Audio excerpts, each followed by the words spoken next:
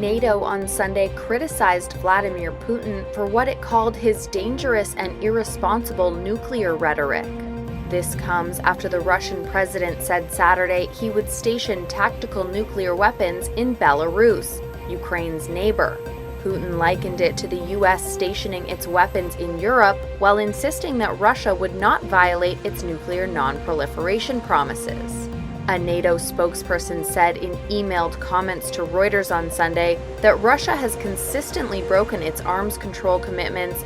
It's one of Russia's most pronounced nuclear signals since the beginning of its invasion of Ukraine 13 months ago.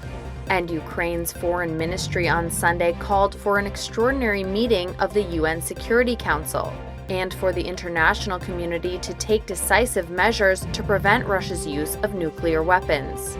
Washington played down concerns. White House National Security Council spokesman John Kirby said the U.S. had seen no sign that Putin had moved any nuclear weapons. I can tell you that we've seen nothing that would indicate Mr. Putin is preparing to use tactical nuclear weapons in any way whatsoever in Ukraine. And I can also tell you that we haven't seen anything that would cause us to change our own strategic nuclear deterrent posture. Meanwhile, Ukrainian forces have managed to blunt Russia's offensive in and around the embattled eastern city of Bakhmut, the scene of brutal fighting in the last few months. Ukraine's general staff said on Sunday that Ukrainian forces had repelled 85 Russian attacks over the past 24 hours in several parts of the eastern front, including Bakhmut. Separately, Britain's Defense Ministry said the months-long Russian assault on the city had stalled, mainly as a result of heavy troop losses. Reuters could not immediately verify the battlefield reports. Andre Williams says the tornado that flattened his Mississippi home only rolled overhead for mere moments. The storm that spawned it plowed through his town of Rolling Fork, among the hardest hit along a 170-mile path, killing at least 25 people in the state and one in Alabama. Williams says he will never forget the sound of the tornado and what he heard after. To hear that roaring for those 5-6 seconds seemed like a lifetime, and I just knew, I just can't describe the feeling of being, I can't get that out of my head. Every 45, 50 minutes, it just come back to me. And I was able to grab the top of the tub and pull it down over my head. So the rain and the lightning went striking. And 5 minutes later, it was over. And I realized then that I was still here. And all I could hear was a bunch of hollering and screaming, we're here, help, Rolling Fork's Mayor Eldridge Walker told CNN on Saturday that at least a dozen of the deaths happened in the town. Resident LeBrian T. Knight says he survived, hidden in his mother's home with her, his nephews and nieces as the windows blew out. His neighborhood is gone. Yes, I actually was born on this street here, a few houses down, and I grew up over here where we're walking to. All of this was trailers, or houses. This was a store. This was the neighborhood laundromat. This is where people paid their bills. It used to be, we call it Soundways. It used to be a video store. You can see that truck there, that's my brother, he's a truck driver. All of those trucks right there are his trucks. So his whole livelihood is just sitting in a pile of dirt. Rolling Fork is 75% black, and U.S. Census data shows about 1/5 of the population lives below the federal poverty line. Williams, the survivor, sits on the Rolling Fork Council. He's upbeat the town can pull together. This is gonna take a while. This recovery here, this physical damage, the recovery gonna take a while. But emotionally, and among other lines, we can come together right now. And that's what I see so far. So, that's what I see. On Sunday, Governor Tate Reeves told Mississippi residents help is on the way. The same day, President Joe Biden approved an emergency declaration. He called the images from Mississippi heartbreaking, while pledging full federal support for the recovery. Israeli Prime Minister Benjamin Netanyahu fired Defense Minister Yoav Gallant on Sunday after Gallant called for a halt to a controversial judicial reform plan. Gallant, a lawmaker from Netanyahu's right-wing Likud party, broke ranks on Saturday by publicly urging Netanyahu to suspend the legislation.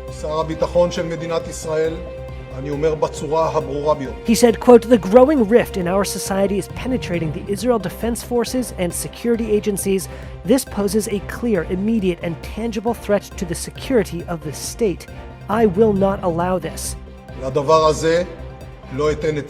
His dismissal marks the largest public fracture to date in Netanyahu's coalition government over the proposed reforms that have sparked mass protests and even dissent from some in the nation's revered military. Others in Netanyahu's party have begun to waver. A top lawmaker echoed the defense chief's call to pause the contested judicial overhaul on Sunday. Dissent from the premier's own party and cabinet has compounded months of unprecedented mass protests by Israelis who fear the package of reforms could endanger court independence. I'm fighting for the future of my country as I know it. I grew up in the Soviet Union. I know exactly what it means to live in a dictatorship regime. I'll do everything in my power to prevent my country from becoming one. Netanyahu, who is on trial on graft charges that he denies, says the overhaul will balance out the branches of government. A key bill effectively giving his religious nationalist coalition more control over the appointment of judges is expected to be brought for ratification this week in the Knesset, where he and his allies wield 64 out of 120 seats. But how, or even if, that as yet unscheduled vote will proceed has been thrown into question by Likud dissenters. At a political rally over the weekend, former U.S. President and current Republican presidential candidate Donald Trump cast the 2024 election contest in dark and apocalyptic language. The only way to stop these arsonists is to rebuke and reject this evil persecution by sending us straight back to the White House to expel the communists and the Marxists and all of them. Trump spoke to a crowd of thousands in the city of Waco, Texas on Saturday. The twice impeached former president is currently facing a raft of state and federal investigations.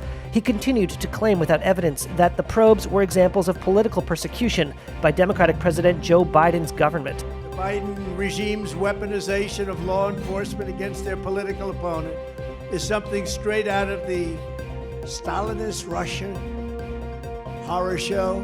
And he continued to falsely claim his 2020 election loss was due to fraud, claims that fueled the violent attack on the U.S. Congress by his supporters on January 6, 2021. A rigged system. Like we had a rigged election, we have a rigged system. And he offered support and sympathy to those who were charged in the Capitol riot, who he described as likewise victims of persecution. Patriotic parents, Christians, conservatives, pro-life activists are being hounded by the FBI and the DOJ. Like terrorists, they're being treated so badly. The Capitol riot left 5 people dead. More than 100 police officers were injured as Trump supporters battered and bludgeoned their way inside Congress in an effort to stop lawmakers from certifying the election results.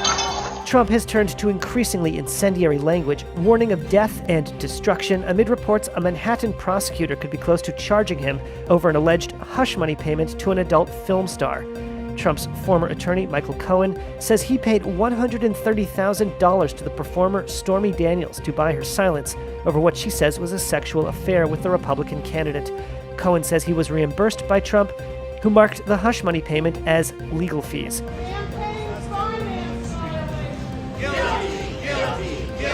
Legal experts say Manhattan District Attorney Alvin Bragg may believe that falsified business record was an attempt to conceal a campaign law violation. Trump denies the affair, maintains his innocence, and says the probe is a partisan witch hunt. His supporters waved signs in agreement. His campaign has attempted to raise money off news of the pending indictment. Some supporters said Trump's arrest would strengthen their support for him, dismissed the allegations against him, and one seemed unfazed that the self-proclaimed conservative candidate might have paid off a porn star. I just don't believe there's anything to it, and even if there is, so what? It's his own private life, so what? A grand jury in New York could vote on criminal charges against Trump this week.